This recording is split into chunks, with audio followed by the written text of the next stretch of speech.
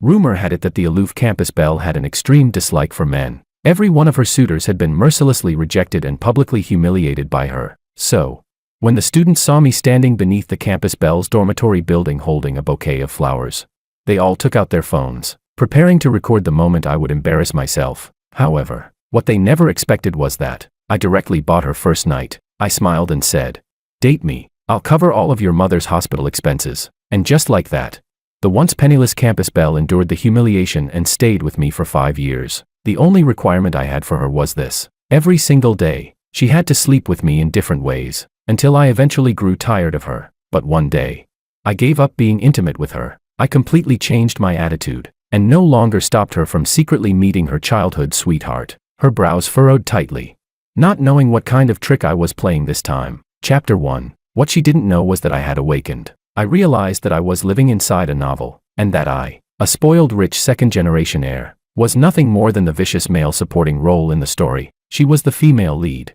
and her childhood friend was the male lead. According to the original plot, the once poor campus beauty had already used the original version of me to achieve a leap in social class. Soon, she would rise to the top in one swift step, while my ending would be a miserable death on the streets. If I wanted to survive, I had to disappear completely from the sight of the male and female leads. So I used my connections to find an authoritative agency, planning to fake my death and escape. Master George, everything for the fake death has already been prepared. As you instructed, it can proceed smoothly in half a month. A staff member in a suit handed the contract to me. I glanced at it casually and asked indifferently, "The dead person, does he look like me?"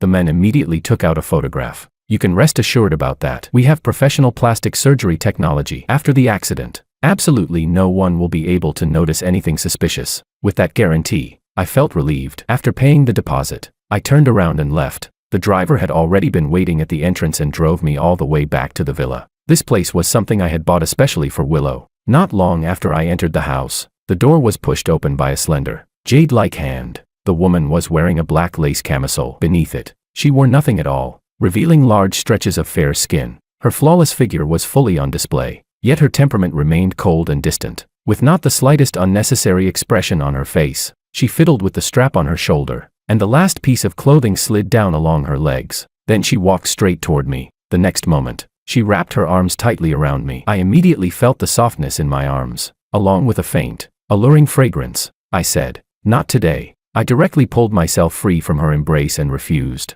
A trace of confusion flashed in Willow's eyes, and her delicate brows slightly knitted together. She seemed unable to understand my sudden abnormal behavior. In her cold voice she said, "What? Tired of doing it with me every day? Wasn't this your condition?" I replied, "Don't worry, I won't go back on my word. It's just, I'm not in the mood for now." I turned my head away and brushed it off with a few casual words. Willow seemed relieved and didn't pursue the matter. She said, "I still have things to do. I'll go get busy." This period was a critical stage for her startup, so she really was very busy, but I had originally thought she would, as usual, work through the entire night. Who would have thought that after receiving a phone call, she would walk out of the study with an anxious expression? She said, "Since you don't want it tonight, I'm heading out." Her voice was as cold as ever, but this time there was a hint of urgency. Of course I knew Willow was going to see her childhood friend, Makoto. I didn't expose it and simply waved my hand indifferently. Seeing my reaction, she grew even more puzzled, but she had no time to think about it. As she brushed past me, I suddenly spoke. "Willow, you don't have to do this anymore in the future." She suddenly stopped. A trace of impatience had already appeared in her cold expression. I suddenly smiled and gave up explaining. "Go ahead," I said. When her figure finally disappeared, the empty room was left with only me murmuring softly, "You'll be free very soon. You won't have to force yourself like this anymore." As a domineering rich second-generation heir, I had done many outrageous things. The most unforgettable one was that I had bought a girl's youth with money. During university, Willow was the recognized cold and aloof campus beauty, the goddess countless boys dreamed about day and night. She kept everyone at a distance, yet I fell in love with her at first sight. After investigating, I learned that Willow came from a poor family. Her mother was seriously ill, and Willow lived frugally while taking multiple part-time jobs just to pay the medical bills. So I made a deal with her. For the sake of her mother, Willow had no choice but to agree to become my girlfriend, to live with me, to be intimate with me, until I grew tired of her. But over the past 5 years, from university to entering society, her mother's illness had not been cured, and I had not grown tired of her either. We had continued maintaining this relationship, although Willow had always treated me coldly. The me back then firmly believed that I could move her heart with sincerity, until one accident made me suddenly awaken. After that, I clearly understood everything that would happen next. Half a month later, Willow's business venture would succeed, but that was only the beginning. Afterward, she would become widely famous, rising step by step and eventually standing at the very peak of the business world. And after achieving success, the first thing she would do was return every single cent I had spent on her over the years. Then she would break up with me. I would refuse, continue to pester her endlessly, and eventually even attack the person she cherished most, her childhood friend Makoto, ending up completely ruined and disgraced. I didn't know why I would be that stupid. That was an ending I absolutely could not accept. One sentence kept repeating in my memory: the male lead and female lead are destined to be together. After finally coming to my senses, I made up my mind to change my ending. Between a future and a woman, I naturally knew which one to choose. Chapter 2. Willow did not return the entire night. The next morning, I woke up early and went downstairs to have breakfast. The villa was completely silent, with only the sound of me chewing slowly. After a while, the butler walked toward me. "Young Master Wang, all the servants have been dismissed. I'm also ready to return to the master." I nodded and handed him a letter. In the letter, I explained in detail my plan to fake my death, as well as my intention to hide my identity and live abroad under a different name. I told them not to worry. When the time was right, I would return. It wasn't that I hadn't considered taking them with me, but too many things were involved, and the family business was here. In the end, I had no choice but to give up the idea. Besides, it was also to avoid arousing Willow's suspicion. After that, I went to the hospital to visit Willow's mother. Although I had always been arrogant, I never acted superior toward her. I had always treated Willow's mother with great respect. Compared to Willow, her mother actually liked me a little more. "George, you and Willow aren't getting any younger. It's time for you two to get married." Hearing this, I couldn't help but shake my head and smile bitterly. How could we possibly get married?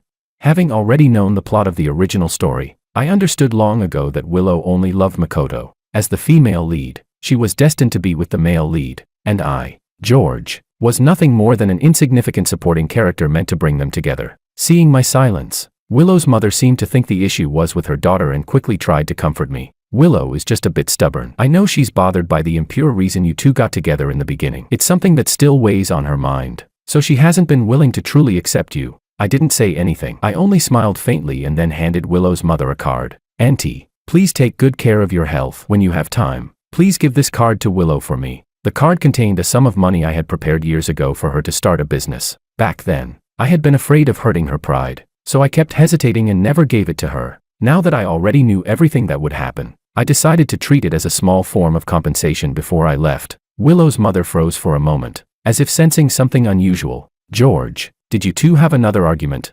"No, I just need to go on a business trip for a while." I shook my head and explained, but at that moment, a cold voice suddenly sounded from behind me. "Where are you going on a business trip?"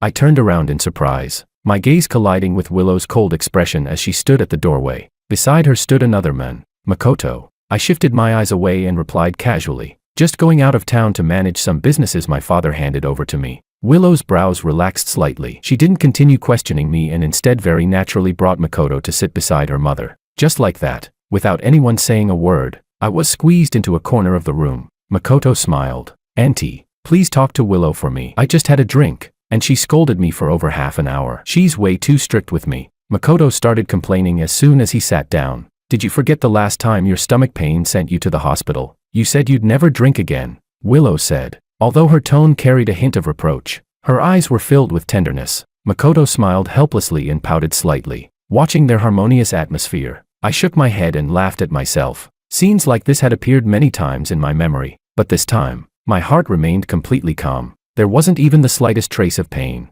I had already let go of all my feelings for Willow and decided to return her to the male lead. Willow's mother seemed to notice my awkward position. After glancing at her daughter, she spoke at the right moment. "George, Willow, help me wash some fruit." Since Willow's mother had spoken, neither of us could refuse, so we carried the fruit basket and left the ward one after the other. After only a few steps, Willow suddenly grabbed my hand. I was a little surprised that she would take the initiative to touch me, but in the next second, her cold voice echoed beside my ear. "Our relationship is nothing more than a transaction. Stop coming here to disturb my mother's peace." For a moment, I stood there stunned. This time, I didn't try to explain. I only let out a cold laugh. "Don't worry, this will be the last time." After saying that, I turned around and walked straight toward the restroom. If it were before, I would have waited for her and walked side by side with her. As Willow watched my back, a strange feeling suddenly rose in her heart. She realized that since yesterday, I had suddenly changed. Chapter 3. After washing the fruit,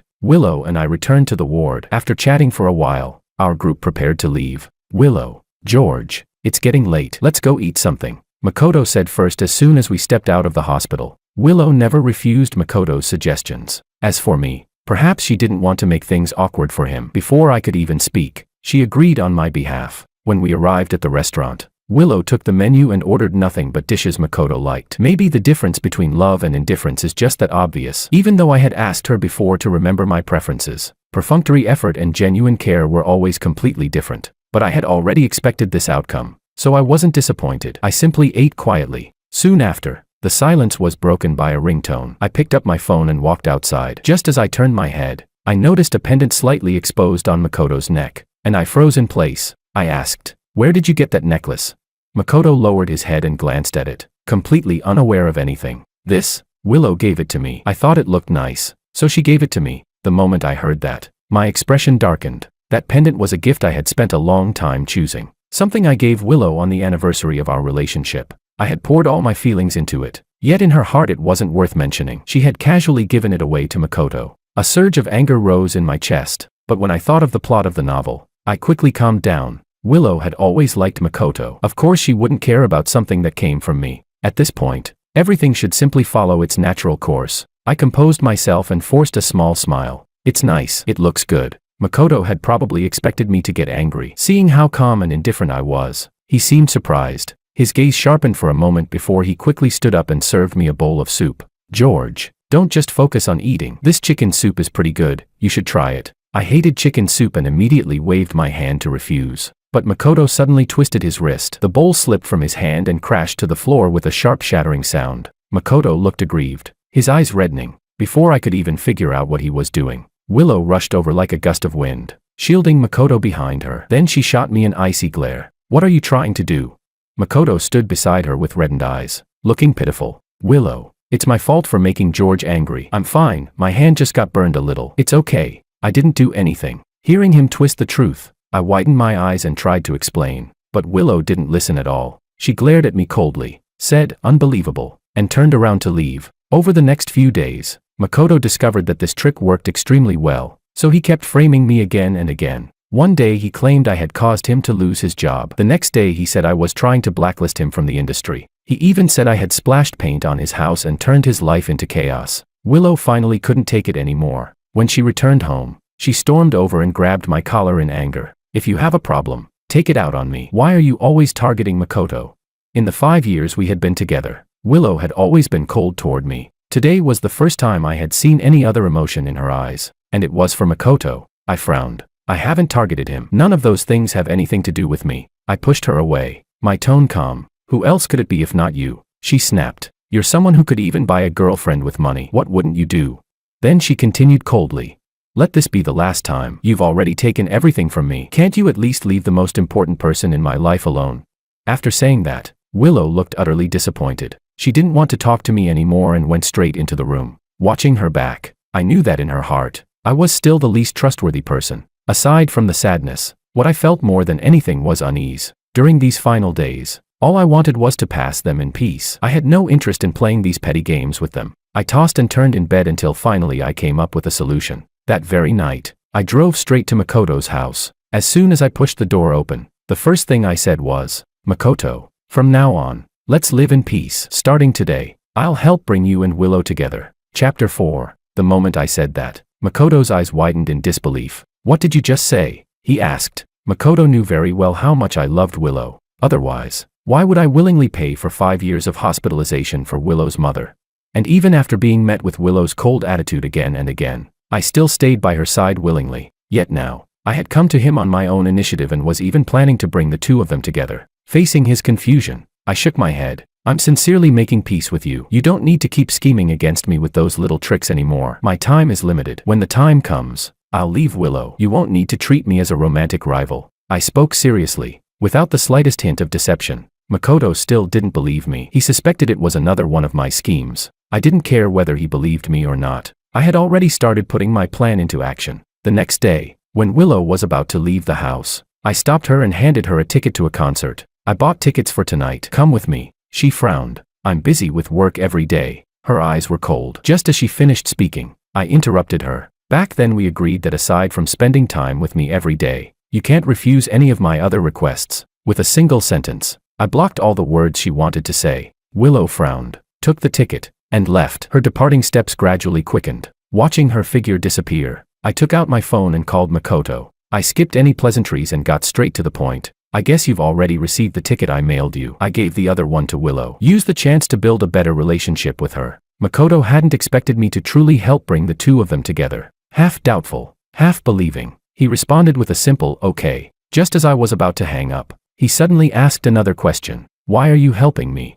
The question reached my ears. After a long silence, I chose not to answer. You don't need to know, I said. Just follow our agreement. I'll help bring you two together. Just stop framing me. After hanging up, I stared absent-mindedly at the phone screen as it slowly dimmed. I never intended to help Makoto. The one I was helping was myself. Besides, Willow liked Makoto. All I was doing was accelerating the plot and leaving myself a path to survive. As night fell, I received a message from Makoto. It was a photo of the two of them. Makoto was looking at the camera. Willow was looking at Makoto. In her eyes were tenderness and sweetness, an expression that had never once appeared when she was with me. I kept scrolling through the photos. In one of them, the background seemed to be a restaurant. On the table were neatly peeled shrimp shells and shrimp meat piled in front of Makoto. Thinking back over the years, whenever shrimp was served, I had always been the one peeling it. After pondering for a long time, I finally replied with a message. You two look great together. Makoto had assumed I must have some hidden motive for doing all this. That was why he sent those photos, to provoke me. But when he saw my blessing, he became completely confused.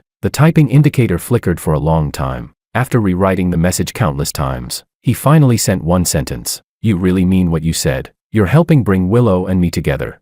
This time, I didn't hesitate. Yes, I replied. From now on, Willow would be yours. I had originally thought Willow would return home happy, but when she pushed open the door, she still looked just as cold as before. There was even a hint of anger hidden in her voice. What are you trying to do? She asked. I don't understand what you mean, I replied, confused. Before explaining, oh, something came up for me at the last minute, so I gave the ticket to Makoto. After that, I asked, how was today? Was the concert good? If you didn't enjoy it enough, I still have more tickets. You two can go again. Willow couldn't figure out my intentions. She stared at me for a long time. Meanwhile, I looked back at her with complete sincerity, as if I really had been too busy to go and had simply given the ticket to Makoto. In the end, she was the one who gave up. Without another word, she turned and walked into the bedroom. Chapter 5. This first success created many more opportunities for the two of them afterward. For example, one time Willow and I went to a restaurant together. We had just sat down when Makoto suddenly appeared in front of us, looking delighted. Willow, what a coincidence. Before he could even say much, a waiter walked over. Congratulations to the two of you. Today is our restaurant's anniversary. You are the 520th couple to dine here today. Your meal will be completely free, and we'll also give you a pair of couple rings and take a commemorative photo for you. The moment the waiter finished speaking, I immediately stood up. My stomach suddenly hurts. I'm leaving first. Seeing me stand up, Willow was about to follow, but I quickly turned around and looked at her. Don't waste a winning opportunity. Willow, you and Makoto should go. Without waiting for Willow to react, I had already walked quickly out of the restaurant. Only Willow, still standing there in confusion, and Makoto, excitedly pulling her to collect the rings and take photos, remained. There were other times as well. For instance, during a gathering with friends, I insisted on bringing Willow along. When we arrived, we discovered Makoto was there too. When the gathering ended, I deliberately pushed Makoto toward Willow. It's getting late. I still have something to do. I'm not comfortable letting Willow go home alone. Brother, could you drive her back? Oh, right. No need to rush home either. She's had a bit too much to drink, so please take good care of her. The moment I finished speaking, I stuffed the car keys into his hand and walked away. After several similar situations, Willow began to sense that something was wrong, because she kept running into Makoto at different places and at all kinds of times. And every time, I would leave, intentionally creating opportunities for them to be alone. It almost felt as if I was trying to push her toward Makoto. A few days later, Willow returned home very late after working overtime. She saw me lying on the bed and assumed I was asleep, so she quietly went straight into the bathroom. The sound of rushing water soon filled the room. Suddenly, I opened my eyes. Glancing at the tightly closed bathroom door, I quickly grabbed my phone and sent a message. Come to my house immediately. 15 minutes later, Makoto knocked on the villa door. I opened it quietly and handed him a set of pajamas. Change into this and go to the master bedroom. Hearing my words, Makoto looked at the rather revealing pajamas and seemed to realize something. He became extremely nervous, as if his heart might jump out of his chest. I urged him again before he finally snapped out of it. He went upstairs, changed clothes, and lay down on the bed. Just as Makoto settled onto the bed, the bathroom door opened. Wrapped in a bath towel, Willow walked out. She raised her head and looked toward the bed. When she saw the figure lying there, she froze for a moment, perhaps remembering that we hadn't fulfilled our agreement for quite some time. She walked forward without hesitation. Naturally, she wrapped her arms around the person from behind. Her voice carried a faint hint of softness. My special period is over. Before Makoto could react, he suddenly felt warm breaths against the back of his neck. Each breath brushed against his skin, and a soft hand wrapped around his waist. The warmth of her body made him tremble uncontrollably, and his breathing gradually grew faster. A soft laugh came from behind him. Gentle kisses fell on his neck and behind his ear. Makoto could hardly endure such teasing and let out a muffled groan. The moment she heard that sound, Willow's movements froze. She abruptly pulled back, staring in shock. Makoto. In the living room, Willow sat on the sofa while Makoto sat beside her wrapped in a blanket, looking extremely embarrassed. Her face was dark as she stared directly at me. Why is Makoto here? I hadn't expected her to discover the situation so quickly, and I felt a bit guilty. Still, I answered casually. There was a power outage in his neighborhood, so he came here to stay for the night. She continued questioning. Then why was he sleeping in the master bedroom? Willow clearly didn't believe me. I hesitated slightly before answering. The guest room hasn't been cleaned yet. Since he's only staying one night, I just let him sleep there. Anger flickered in her eyes. Her chest rose and fell as she tried to control herself. She clearly didn't believe my explanation. Right now, she only wanted Makoto to go home first. Suppressing her anger, she said nothing more and pulled Makoto out of the house. By the time Willow returned, I had already gone back to the room. Now the house contained only the two of us. Willow no longer bothered hiding her emotions. She had already noticed that something about me had been different lately, and now, she could no longer hold it in. What exactly are you trying to do? She demanded. Are you trying to torture both of us with this kind of behavior? Her blunt accusation left me stunned. I had never imagined she would think of me this way. I just wanted you to, I began. I was about to reveal everything, but fortunately my reason pulled me back before I could say it all. Her gaze grew darker. What do you want? She pressed. Go on. Finish what you were saying. Chapter 6. After a long silence, I spoke again, but I did not answer her question. Instead, I said, isn't this exactly what you wanted?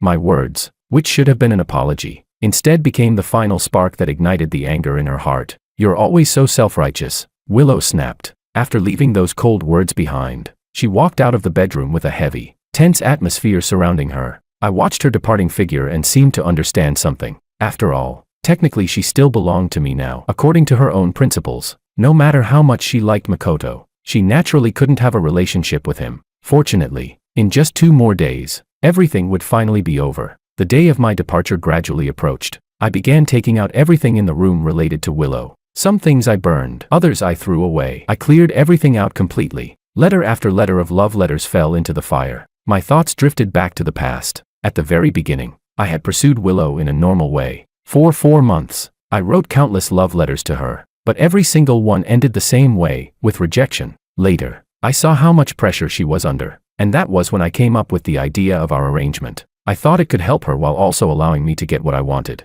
Perhaps I was wrong. Real love cannot be bought with money, and the story had already made it clear. Female lead Willow only loved male lead Makoto. Thinking of this, there was nothing left worth holding on to. Without hesitation, I threw the final letter into the fire. At that moment, the front door opened. Willow had just come home. The moment she looked up, she saw the envelope I had just thrown into the flames. Although she had never read the contents, she recognized the appearance immediately. I had once personally handed those letters to her, and she had rejected them without hesitation. Her heartbeat seemed to skip, and the question slipped out before she could stop herself. What are you doing?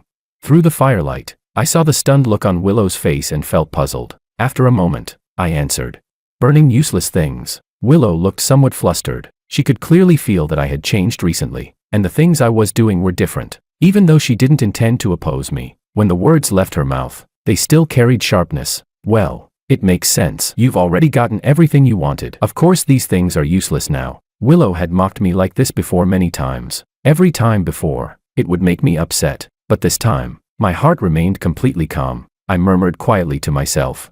It's about to end. The vague words made Willow feel confused. She had no idea what I was doing. She didn't stay any longer and walked straight upstairs. I remained sitting there, motionless, watching the fire slowly consume the last traces of ash. Willow, from now on, forget this chapter of your life. Forget me, the male supporting role. Both of us will begin new lives. Chapter 7. The next day, just as Willow was about to leave the house, I called out to her. Tomorrow is our 5th anniversary. I've booked a restaurant. Let's go have dinner. Willow frowned slightly. She didn't refuse. She only responded with a cold okay. Perhaps because I had something to look forward to. The day seemed to pass very quickly. The day of the reservation arrived. It was also the day I planned to fake my death and leave. I deliberately dressed up before going with Willow to the restaurant we had reserved. The atmosphere inside was wonderful. Soft lighting shone over the table, creating a warm and intimate mood. When Willow saw the scene before her, a trace of something unusual passed through her eyes. But before long, a ringtone broke the quiet. Willow glanced at her phone.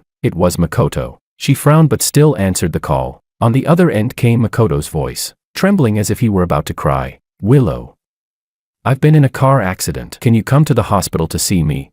The moment those words were spoken, Willow's brows furrowed even deeper. She turned to look at me. I also put down my knife and fork. I heard that. I said, do you want to go?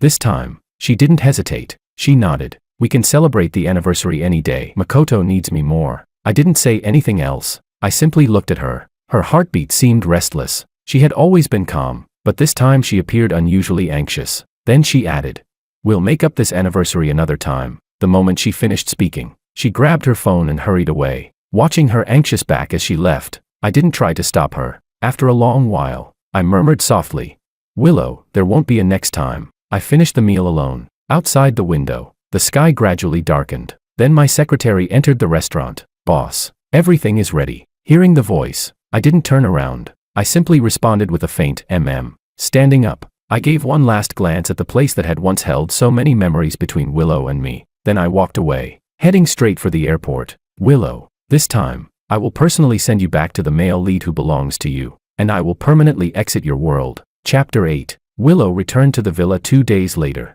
She carried a faint smile. Makoto's injuries had improved. The project she had worked on for so long had succeeded, and she had finally established herself through her own efforts. She was no longer the poor student who had once sold herself to pay for her mother's medical bills. She brought the bonus from the project with her, intending to return the money to me when she saw me. Once our debts were settled, she would finally be able to stand tall in front of me. But when Willow pushed open the door, the house was empty and silent. I had always waited for her in the living room whenever she came home, but this time, there was no sign of me. Thinking of my strange behavior recently, a faint unease began to rise in her heart. Unsure of what to do, she picked up her phone to send a message. But on the homepage, a news alert suddenly appeared. 2 days ago, a car explosion occurred in the outskirts. One person was seriously injured and later died after unsuccessful emergency treatment at the hospital. Police have confirmed the identity of the deceased as George Wong, the only son of the Wong family, the wealthiest family in Z City. The short piece of news struck Willow like a bolt of lightning.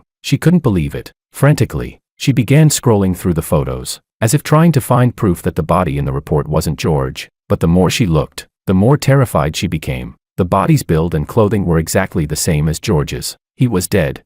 No, she had to see it with her own eyes. If she didn't personally confirm it, she would never believe George had died like this. Willow staggered out of the villa. It was only a few steps to the gate, but her legs gave out several times and she nearly collapsed. She planned to drive to the police station, but her hands trembled so badly that she couldn't even hold the car keys. In the end, she had no choice but to take a taxi. Soon she arrived at the police station. For a moment, Willow hesitated. She didn't dare imagine what she would do if the body truly belonged to George. Miss, we've arrived at your destination. It's time to get out, the driver said. Seeing her pale expression in the rearview mirror and noticing that the destination was a police station, the driver assumed she had come to turn herself in. Willow didn't even notice the change in her own expression. Only after the driver spoke did she suddenly snap out of her daze and step out of the car. After explaining why she had come, a police officer led her to the morgue. When the door opened, the first people she saw were George's parents. Their eyes were swollen and red, clearly from crying. They had already seen the letter George had written and knew he had faked his death to leave this place.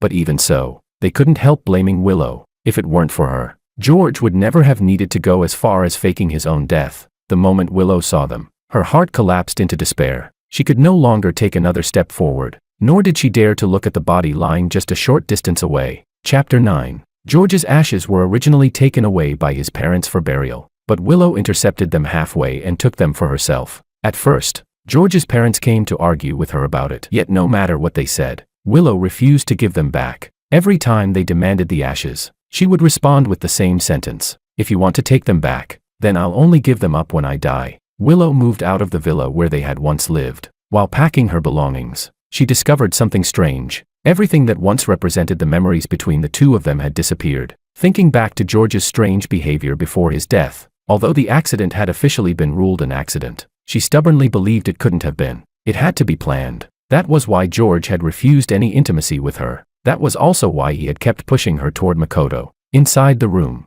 Willow sat on the floor, hugging the urn tightly. Empty bottles lay scattered beside her. Her eyes were filled with regret and sorrow as she mocked her own behavior toward George in the past. From the very beginning, George's actions had been obvious, so why hadn't she realized it? She took another mouthful of strong liquor. Gradually, the burning pain spread through her body. Closing her eyes while touching the urn, she seemed to see George appear before her. George! Willow sank deeper into her drunken dream. Suddenly, the door to the room was pushed open. Light flooded into the dark space, making her squint as she tried to see who had entered. When Makoto saw the state of the room, panic filled his eyes. He quickly rushed toward her, trying to take the urn from her arms and help her stand. Willow! Hearing his voice, she recognized who it was. Instinctively, she avoided him and clutched the urn even tighter in her arms. The wary look in her eyes made Makoto's heart ache. Seeing her pale face and bloodshot eyes, his voice softened. "Willow, if you keep going like this, your body will collapse. Put it down first. Let's go to the hospital." "Okay." When she heard him, Willow's eyes shifted slightly. She looked at him calmly and said, "You knew, didn't you?" Makoto could hear the faint trace of accusation in her voice. She meant that George had already decided to leave long ago, and yet Makoto had kept her in the dark. Makoto was stunned by the question. It took him a long time before he understood what she meant. A wronged expression immediately appeared on his face. "Willow, I didn't know. That time George came to see me himself and talked about an agreement." "An agreement?" Willow asked. "An agreement about what?" She immediately caught the key point. Her sharp gaze fixed on Makoto. Makoto had never seen such an expression from her before. The hand that had been holding Willow's slowly loosened. Under her piercing stare, he finally confessed everything honestly. "Willow, I liked you too much back then, but in the end, I really didn't target him. Willow, you and George were together only because he forced it. You never loved him. Now that he's dead, you're free. You should be happy, shouldn't you?" The moment he finished speaking, Willow slapped him hard across the face. She screamed, "Who told you I didn't love him?" Makoto was stunned by the slap. He couldn't say a word. Tears quickly filled his eyes and rolled down his face as his lips trembled. Only then did Willow realize what she had done. She turned her back to him and said quietly, "Leave. Don't let me see you again." Willow herself didn't understand why seeing Makoto cry made her feel pain. But she clearly understood one thing. She didn't love him. Otherwise, she wouldn't have struck him just now. Just like in the past, when she often lost control because of him, again and again ignoring George because of Makoto. She had never intended to oppose George every time. Yet whenever she spoke, stubborn pride twisted her words into something else. She couldn't see through her own heart, nor could she control her actions or her words. Only after George's death did the veil covering her heart finally lift. Now she could clearly see her own feelings, but she couldn't understand why she had behaved the way she once did. At that moment, guilt slowly spread from the depths of her heart. Chapter 10. 4 years later, in a cafe located in the outskirts of Country X. Ding! My phone chimed. When I saw the increased balance in my account, I finally couldn't help but make a call. "Mom, Dad, I know you're worried about me. I'm doing well. I opened a cafe near the school, and the income is stable. Please stop worrying about me so much." I sighed helplessly. 4 years ago, I changed my name to David and came here. My parents had been worried that I wouldn't be living well, so over the years they transferred countless amounts of money to me. In the end, I simply used the money to open a cafe. After all this time, life has been peaceful and comfortable. Although I live in Country X, I have still been paying attention to the news back home. I know everything that happened over the past 4 years. Willow's mother passed away. It happened just one day before Willow became a rising star in the business world. It was a pity that I couldn't see her one last time. After all, I couldn't reveal myself. Willow was excellent, just like the original plot had written. I had gradually reduced all contact with people back home. If she discovered that I was still alive, all my efforts would have been wasted. The only thing that puzzled me was this. According to the original story, she should have already been with Makoto by now. But the information I heard was that she had remained single for 4 years. Every day she carried my urn with her. The people around her all said she was deeply devoted. But I always felt she had some other purpose. Thinking about it made me shiver slightly. Suddenly, a voice sounded behind me. I instinctively turned my head and met those familiar eyes. "Boss, one cortado please." The voice was so familiar that I would recognize it even with my eyes closed. My heart trembled violently. I hung up the phone and stood there frozen. "Boss." Willow deliberately raised her voice and called again. I hurriedly ended the call, a trace of regret rising in my chest. I had always known that if I kept contacting people back home, sooner or later she would discover I wasn't dead, but I never expected she would find out so quickly. It completely caught me off guard. I forced myself to stay calm and pointed at the sign hanging nearby. "We're closed today, no customers." Willow let out a soft laugh and picked up the sign, turning it toward me. The bold words "open for business" appeared right before my eyes. She said, "Doesn't a closed sign need to be facing the customers to count?"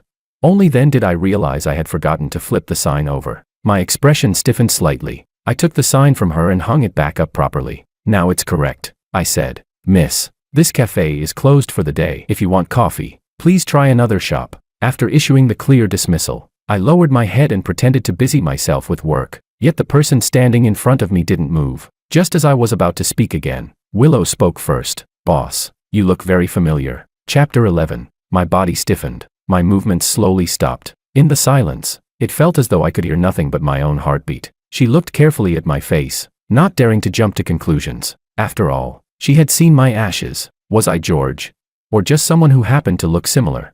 To dispel her suspicion, I joked lightly. "Miss, don't you think that kind of pickup line is a little outdated?" "No, that's not what I meant," she replied immediately, without hesitation. She seemed anxious, as if trying to prove something, but my only goal was to make her leave. I didn't even listen carefully to what she was saying and kept urging her to go. Left with no choice, she took a step back. "Boss, will you be open tomorrow?" Seeing her finally give in, I relaxed slightly. After hesitating for a moment, I answered carefully. If I avoided her too obviously, she might grow suspicious. After thinking it through, I said, "The school is on holiday these days. There aren't many customers. I might not open." What I meant as a refusal sounded completely different to her. She spoke as if thinking out loud. "So what you're saying is, if there are more customers, you'll open." The moment she finished speaking, I couldn't help glancing up at her. Then I quickly lowered my head again. "If you want coffee, there are many cafes nearby. There's no need to wait here." I couldn't help wondering what had happened to Willow over the past 4 years. Why had she become so difficult to deal with? Suppressing the confusion in my heart, I noticed she was still standing there, waiting for an answer. Helplessly, I nodded. Only then did she leave with a satisfied smile. I couldn't understand what that had been about. Only after her figure disappeared did I call my parents again. They answered quickly. "George, what just happened?" my father asked. "Willow found me," I replied. "Mom, Dad, what exactly happened over these past few years? She seems different now." I rubbed my forehead, feeling a headache coming on. There was a moment of silence on the other end. Then my father cautiously asked about the reason I had faked my death. 4 years had passed. When the question came up again, I didn't hide anything. I explained everything as if it had been a strange dream. Back then, my parents had already opposed my relationship with Willow. It wasn't because she was poor, nor because she wasn't worthy of me. They had simply believed that Willow didn't love me. If I forced things, I would only end up suffering. I was their carefully raised son. They couldn't bear to see me knowingly walk toward a painful ending. But at that time, I had been stubborn. I had convinced myself that she was the one. Later, I realized my parents had been right. Now, however, their attitude had completely changed. "George," my father said slowly, "over these past years, we've watched Willow work step by step to reach where she is today. We can feel her feelings for you. Since you see everything that happened as a dream, why not come back? We can face it together." As soon as he finished speaking, my mother quickly added, "Yes, George, she's already found you now. 4 years have passed. Come back home. We'll face everything together, all right?" Chapter 12. I didn't answer immediately. Listening to them, I found it absurd. Willow loved me. I couldn't believe that. We had been together for 5 years. If I had ever felt even the slightest bit of love from Willow during that time, I would never have chosen to fake my death. Now, just because she hadn't ended up with the destined Makoto and had spent 4 years guarding my ashes, people concluded that she loved me. But what if she simply refused to believe I was really dead and was trying to uncover the truth? And once the truth came out, wouldn't she still return to Makoto?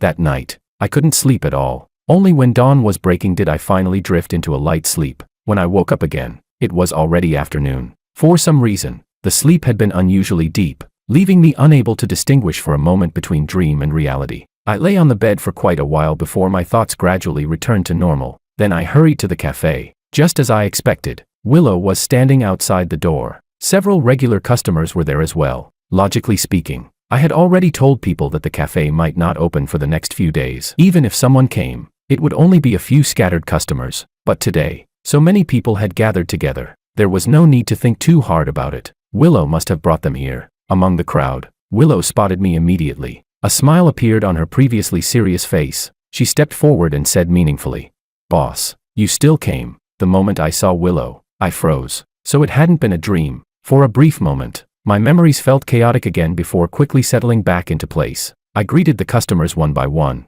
took out the key, and opened the cafe door. As I pushed it open, Willow followed me inside. An inexplicable irritation rose in my heart. I had already left and made space for her and Makoto. Instead of staying happily together, why had she come to find me? The cafe soon became lively. While making coffee, I began to feel something strange. Ever since Willow appeared, my memories had been confused for a moment. It almost made me forget that I had faked my death. Fortunately, the strange feeling didn't last long. In the end, I confirmed the source of it. Willow. She sat at the bar and ordered a cortado. The coffee was simple and quick to make. I finished it soon and handed the cup to her. "Your coffee." She took the cup but didn't drink it. Instead, she stared straight at me. "My name is Willow. Nice to meet you, Miss Liu," I replied calmly, as if I truly didn't know her. My reaction clearly tested Willow's patience. Before coming to Country X, she had already investigated everything. About a month and a half ago, she noticed something strange about the Wang family. When she first saw George's parents at the police station, she didn't sense the grief of parents who had lost their son. At first she thought they were simply hiding their sorrow. But a few days ago, she discovered that the Wang family had been regularly transferring money overseas. It seemed they were hiding a secret.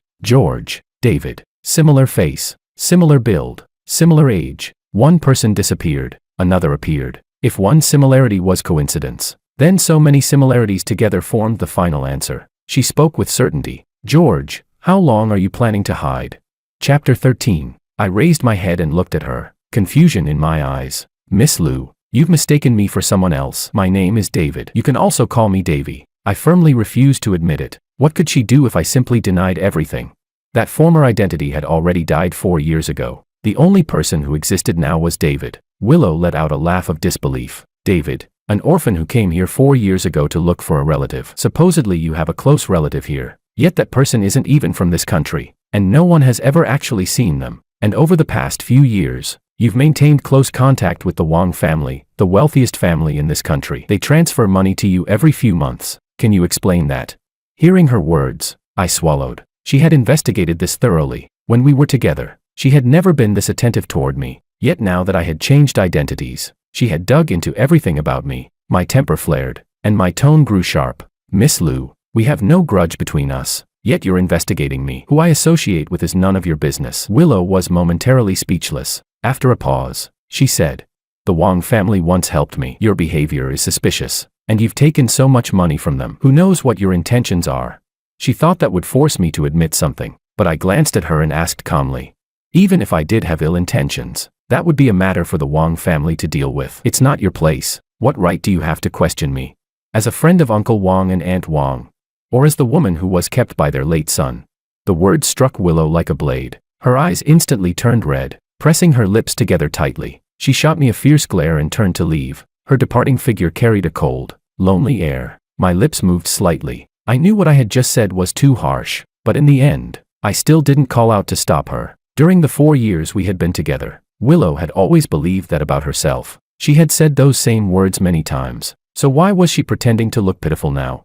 And besides, I knew that since Willow had already found me, she wouldn't give up just because of today. If I wanted peace now, the only option was to move somewhere else. It was a shame about this cafe. It had accompanied me for 4 years. Now Willow's appearance had disrupted everything. I walked to the entrance to make sure Willow wasn't lingering outside. Instead of going home, I locked the cafe and slowly went upstairs. After entering the small resting room, I lay down on the bed. Even then, I still couldn't understand why she was doing all this. Was she trying to take revenge on me for buying her? But I had also compensated her, and she had agreed to the arrangement in the first place. It had been mutually beneficial. No matter how much she hated me, The moment I died should have settled everything. I couldn't understand it, so I stopped thinking about it and drifted into sleep again. Outside the cafe, just as David had expected, Willow hadn't left. She sat in her car, her heart filled with conflicting emotions. Kept woman. Was that really how he saw her in his heart? Chapter 14. The transfer information for the cafe had already been posted. The new owner also planned to run a cafe, so everything inside the shop would remain as it was. The process moved very quickly. Willow didn't even see how I left. Because of that, she became even more certain. David was George. Originally, I had planned to leave country X and move to another country, but unexpectedly, Willow blocked me at the airport. If you're not George, then why are you running? Even now, Willow still didn't understand why I had faked my death to leave her. Facing her questioning, I felt a moment of confusion. Running. What exactly was I running from? The memories in my mind suddenly became chaotic and disordered. In an instant, my lips turned pale and my body collapsed weakly. Willow was startled by the sudden scene. Seeing that I was about to fall, she hurried forward and supported me. George, don't be afraid. Let's go to the hospital. After calming down a little, I shook my head. I want to go home. Willow let out a breath of relief, but when she heard that I wanted to go home, she suddenly became flustered. For a moment, she didn't know which home I meant. Seeing her confusion, I sighed and gestured toward the ticket counter. I bought a ticket to return to my country. Seeing this, Willow bought one as well. I asked her, "Why did you come looking for me?"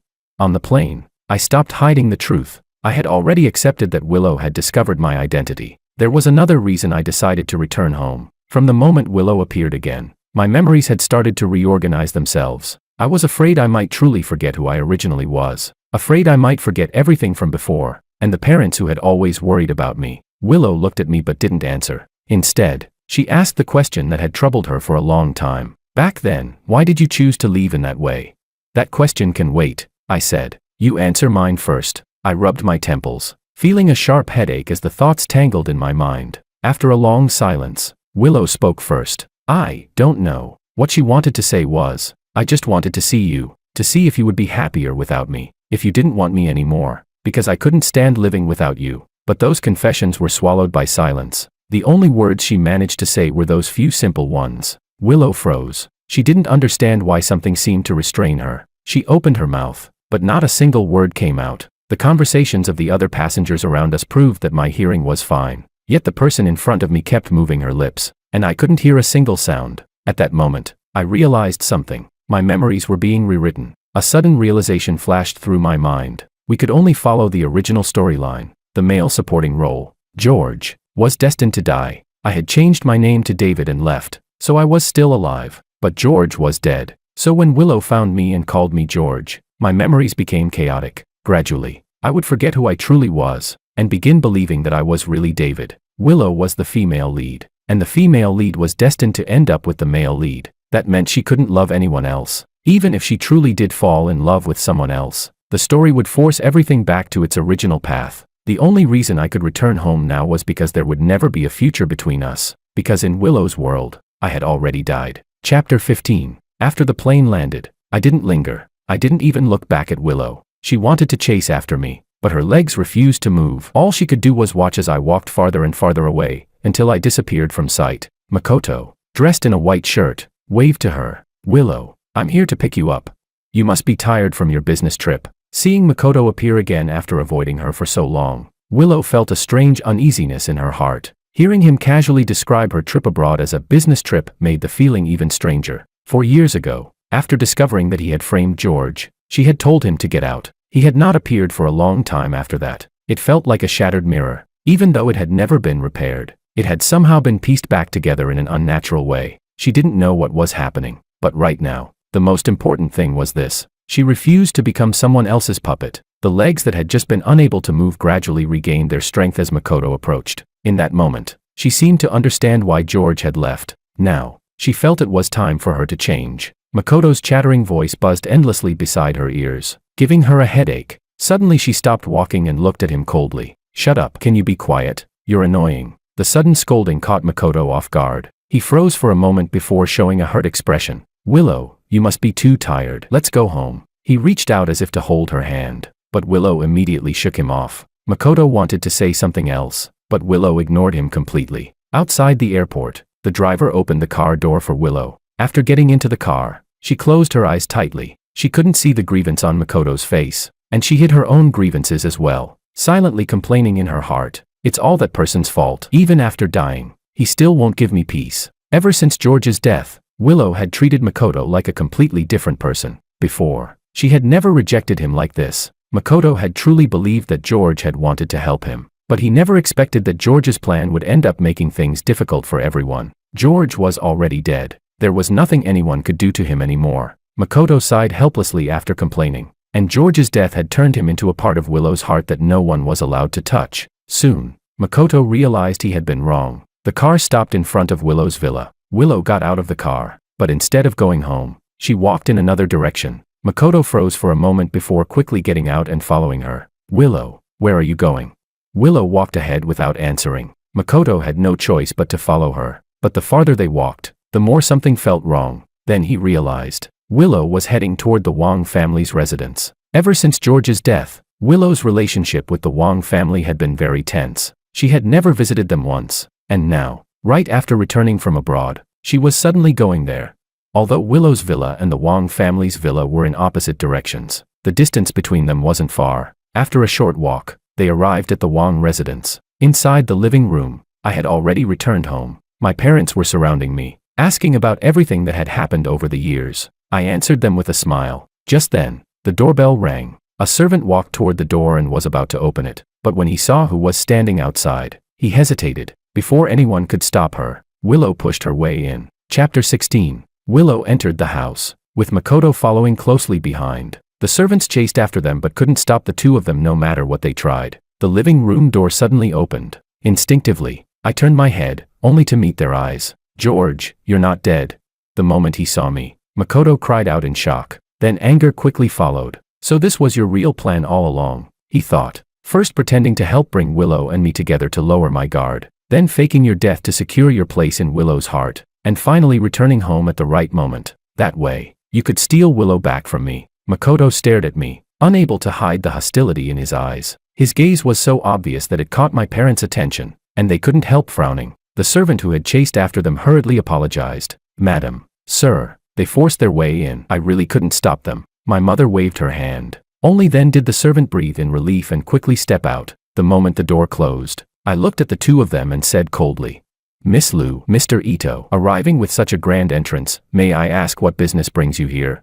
Willow knew that what she had done was rude, but she also understood that if the servants had announced her arrival first, she would never have been allowed to see me. George, I'm sorry, Willow said. I just want to talk to you, that's all. As soon as she finished speaking, she suddenly realized Makoto was still standing beside her. A trace of irritation appeared on her face. She hadn't felt this way before, but now he felt like an adhesive plaster, impossible to shake off. She turned to look at him, impatience flashing in her eyes. Why are you following me? Don't you have anything better to do?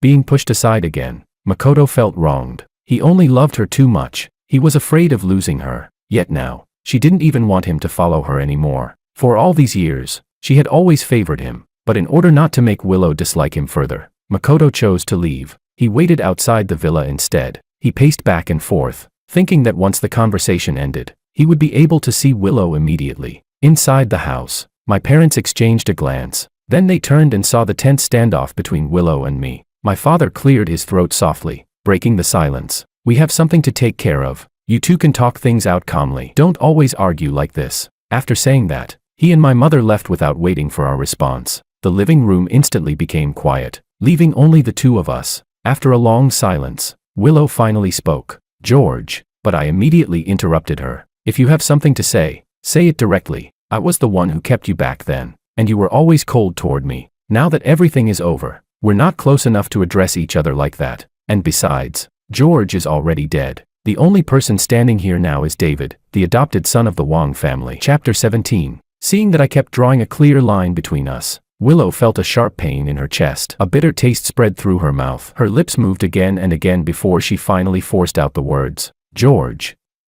I know I was too stubborn before. I refused to acknowledge our relationship because I felt ashamed of how it began. But after I heard the news of your death, I finally understood my own heart. That was when I realized how foolish I had been. George, please believe me. I really do love you. Before she could finish, I interrupted her again. You love me? I asked. And then what? Willow froze, not understanding what I meant. My face remained cold, completely devoid of emotion. George, the one who keeps entangling himself with Willow, has only one ending: death. Willow, can't you feel it? Everything that had happened on the plane replayed clearly in my mind. Even if she didn't have the awakened memories like I did, even if she didn't realize that my collapse had been caused by my memories becoming chaotic, the fact that she suddenly couldn't speak at that moment was already proof that something about this world was wrong. Willow recalled that strange sense of being controlled. Her lips trembled, but no words came out. She had sensed it long ago, but she refused to accept such a fate. She had someone she loved. She didn't want anyone controlling her life. George. She had only spoken the name when she suddenly remembered what I had said. George, who keeps entangling himself with Willow, will only die. So she forced herself to change the way she addressed me. When she looked at me again, her eyes were filled with determination. George, wait for me. I will run toward you without hesitation. And when that day comes, no one will be able to stop us. I stared at her unwavering expression and stood there silently. No one could stop us. What nonsense. No longer controlled by the story. No longer having our memories erased. No longer having to watch her love someone else. All this time, I thought I could accept such an ending. But hearing Willow say those words stirred a faint spark of hope deep inside me. After speaking, Willow turned and left. I lowered my head slowly, a trace of melancholy filling my heart. But Willow, I waited for you for so long. How can I be sure that you truly love me, and that this isn't just obsession mistaken for love? Why have I never once felt your love? I murmured quietly to myself. Outside the room, my parents noticed that things had gone silent and peeked inside. Seeing my lonely figure, their hearts ached. They hurried over to my side and asked gently, George, what's wrong? Did you two argue again?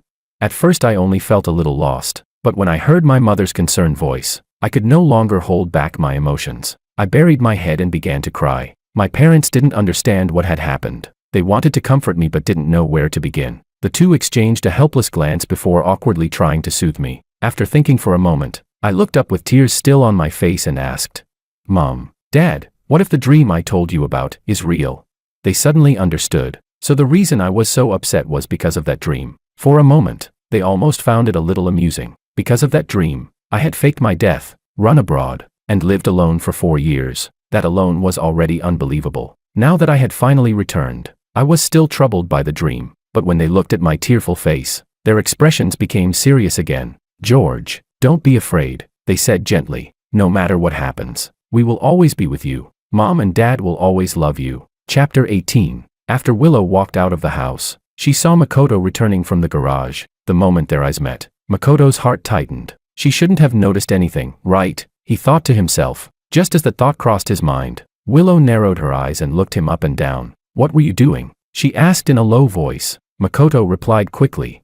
What could I be doing? I was bored, so I just walked around. He nervously scratched his head and waved his hands, trying to deny everything while quickly changing the subject. Willow, are you done talking? It's getting late. Let's go back. When the topic turned to David, Makoto hesitated. Back then, he had seen George's body with his own eyes. Although the face had been badly damaged, he would never forget that face. It had been George. So who was the person in that villa with the same face as George? It couldn't be a ghost, or someone who had come back from the dead. Willow, didn't George die 4 years ago? Makoto asked cautiously. Then who was that just now? Willow glanced at him and walked forward. When she noticed him following again, she spoke with a warning tone. He's not George. He's David, the adopted son of the Wong family. Makoto, put away your little schemes. If anything happens to him, forget the Wong family not letting you go. There are things I'm capable of doing too. Makoto immediately shook his head and forced a smile. Willow, I'm not that kind of person. I would never do something like that. Willow didn't answer. She simply kept walking. Makoto followed closely behind her, while another thought quietly formed in his mind. Adopted son. That only strengthened his suspicion. The same appearance, the same age, even the same surname, all connected to the Wong family's son. Who would believe there wasn't something suspicious about that?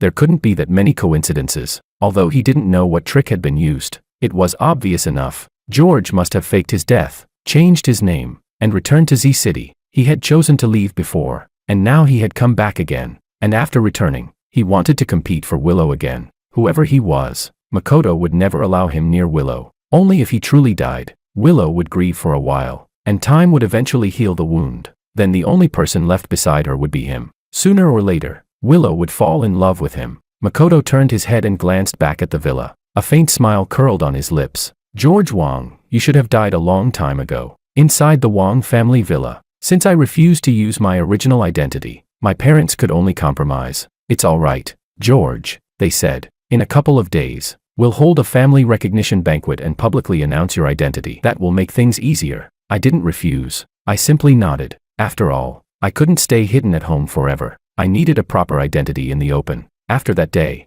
Willow never saw me again. She was searching for a way. Not long after, news spread that the Wang family would be hosting a recognition banquet. When Willow received the invitation, she hesitated for a moment, but in the end, she accepted it. She wanted to see George, even if it was only from a distance. Chapter 19. The banquet was held at the most luxurious hotel in the city. All the prominent families had arrived. No one had ever heard about this adopted son before, nor had anyone received any news about him. But judging from the scale of the event, it was clear that the Wang family's adopted son was extremely important. Naturally, this sparked everyone's curiosity. They all wanted to see what kind of person this mysterious adopted son was, the one who had finally brought life back to the long-silent Wang family. The guests had all arrived early. Everything was ready. Now they were just waiting for the main figure to appear. Small groups of guests gathered together, chatting and drinking while complaining. What's going on with old Wang? He invited all of us here to introduce his adopted son, but we're all here already and he still hasn't shown up. Exactly. Normally when someone hosts a banquet,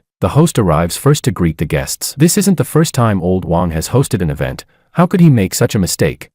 In a corner of the hall, Willow listened to the murmuring crowd. A faint sense of unease rose in her chest. Her heartbeat grew faster and faster. None of the three members of the Wang family, Mr. Wang, Mrs. Wang, or George Wang, had appeared. Something felt very wrong. Her eyelids began twitching uncontrollably. As time passed, the guests grew increasingly uneasy. Someone finally spoke up. It's been so long and none of them have shown up. Could something have happened? Let's try contacting them and see what's going on. Right.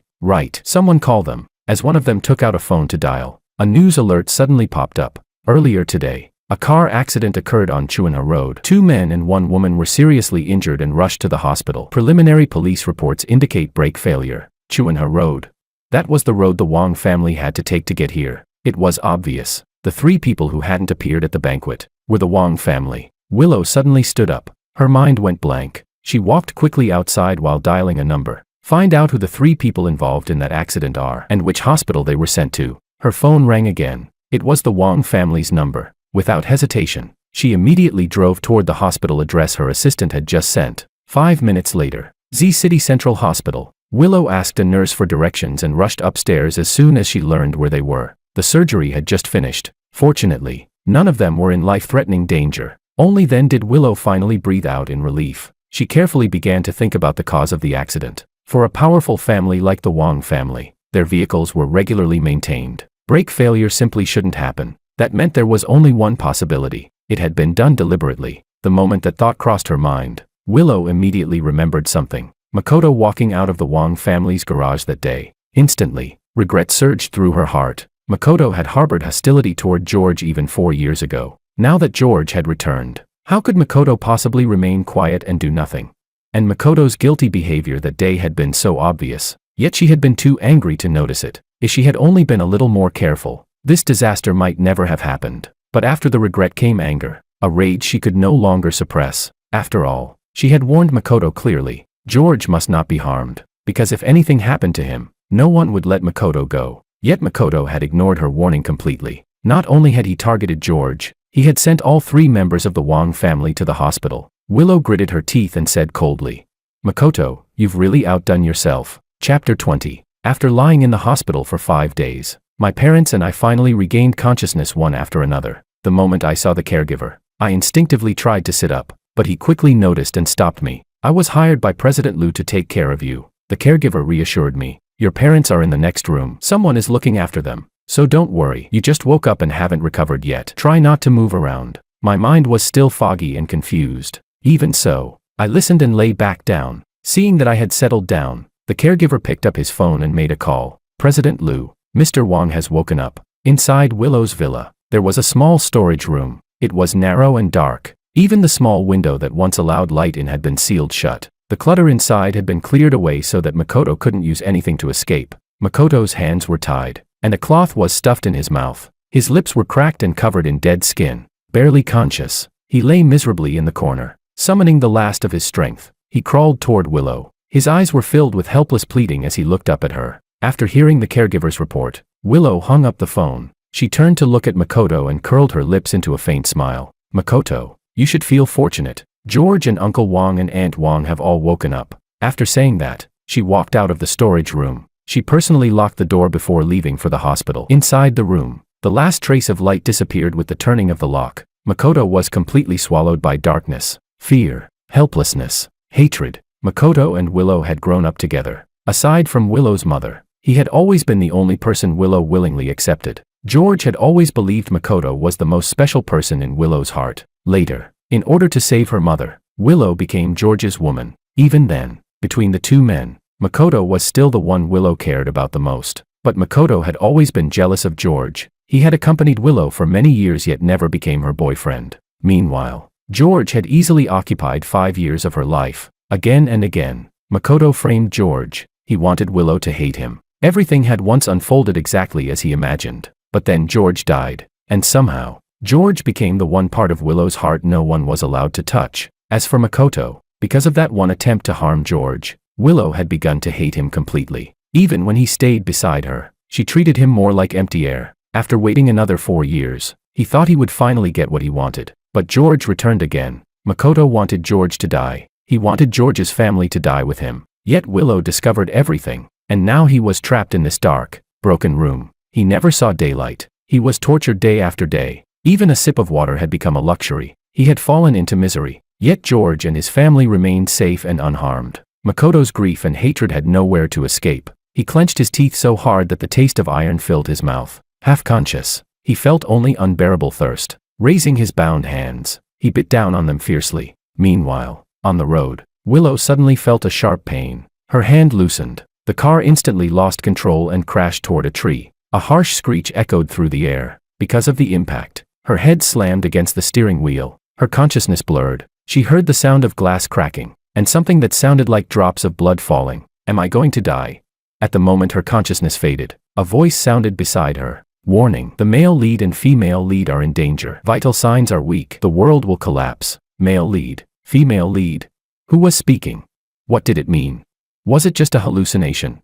Before she could think further, Willow lost consciousness. Chapter 21. When Willow woke up, she found herself in a space filled with floating code. Lines of code drifted through the air. She tried to reach out and touch them, but her hand passed straight through. Suddenly, a faint ring of light floated above her head and began scanning her. One exclamation mark appeared after another. Data anomaly detected. Reset required. Reset initiating. There was no emotion in the voice, only cold, mechanical commands being executed. The moment the order was issued, the familiar sharp pain struck Willow again. Then she felt it. Her memories were being forcibly erased. Terror filled her heart. She realized that her memories were already beginning to change. A deep sense of helplessness spread through her chest. She tried to escape, but no matter how hard she struggled, nothing worked. She tried to resist, but she couldn't even touch the ring of light. Then the next lines appeared, and they filled her with even greater fear. Male and female lead emotional bond broken. Reset required. Female lead developing feelings for male supporting role. Reset required. Female lead intends to kill male lead. Reset required. Sentence after sentence appeared before her eyes, and suddenly, Willow understood everything. She stared at the code and gritted her teeth. So it was you controlling me. I'm the female lead. And the male lead you're talking about is Makoto. And the male supporting role is George. For a moment, the system seemed to freeze after hearing her words. Then it spoke again. I am responsible for maintaining the operation of this world. I do not answer questions. But that response had already confirmed Willow's guess. She felt it was absurd. Her entire life had been controlled. Suddenly she remembered the words she had heard just before losing consciousness. Warning, the male lead and female lead are in danger. Vital signs weak. The world will collapse. So it hadn't been a hallucination. All of them had been in danger. And because the world could no longer continue normally, she had been pulled here for inspection. Thinking of this, Willow's eyes flickered. She had originally believed that George escaped control by faking his death. She had even considered doing the same. But before she could find the right opportunity, that opportunity had come to her. If death could cause the world to collapse, and if this system only cared about whether the world continued functioning, then she had a chance to negotiate. So she said firmly, "Let me go. I don't want to be your female lead. I just want to be with George." Willow's breathing became hurried. She feared the system might forcibly reset her memories.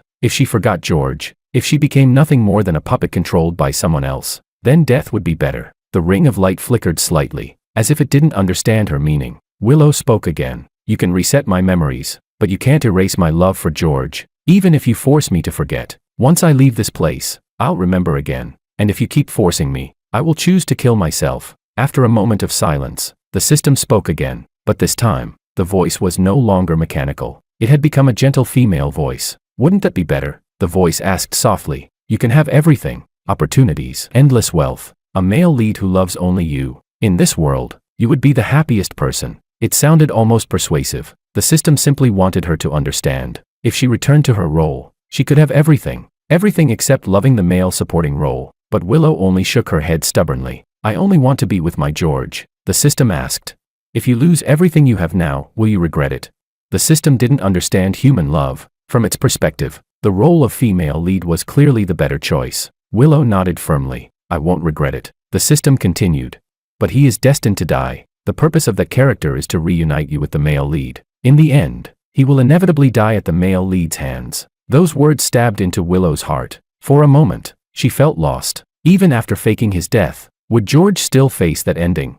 The system watched her reaction with satisfaction. Although it had no visible expression, the way the ring of light spun revealed its excitement. It had existed in this space for countless worlds. To it, George was merely a minor character. But suddenly, the spinning slowed. Willow's intention was clear. She didn't want to be the female lead anymore. The data had already become chaotic. After quickly examining the state of the world, the system decided to stop testing her. It spoke again. Well then, didn't George already die 4 years ago?